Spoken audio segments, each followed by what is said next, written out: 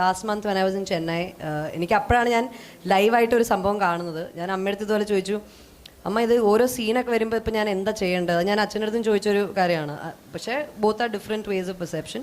എന്നാലും ഞാൻ അടുത്ത് ചോദിച്ചപ്പോൾ ഒരു സീൻ കിട്ടുകയാണ്, അത് പക്ഷേ എങ്ങനെ മനസ്സിലാവും, കോമഡിയാണെന്ന് എങ്ങനെ മനസ്സിലാവും, അല്ലെങ്കിൽ എന്താ പറയുക, ഒരു സീരിയസ് ആണെങ്കിൽ അല്ലെങ്കിൽ ആ ഒരു സിറ്റുവേഷനിൽ എന്താണ് കറക്റ്റായിട്ട് എക്സിക്യൂട്ട് ചെയ്യേണ്ടതെന്ന് എങ്ങനെ അറിയാം? പുള്ളിക്കാരി ജസ്റ്റ് വന്നിട്ട് ഇങ്ങനെ, അത് മക്കളെ ഒരു കാര്യം പറയാം, ഇവിടെ വന്നിട്ട് ഇപ്പോൾ എനിക്കൊരു സാധനം അതെടുക്കണം, ഇതെടുക്കണം എന്നൊരു സിറ്റുവേഷൻ പറഞ്ഞു. എന്നിട്ട് ഷീ ജസ്റ്റ് ആക്റ്റഡ് ഔട്ട്. അത് നമ്മളിങ്ങനെ വെറുതെ അവിടെ നിന്ന് ചുമ്മാ നമ്മൾ ബിഹേവ് ചെയ്യത്തില്ല, അതുപോലത്തെ ഒരു സംഭവം ചുമ്മാ അങ്ങ് കാണിച്ചു തന്നു.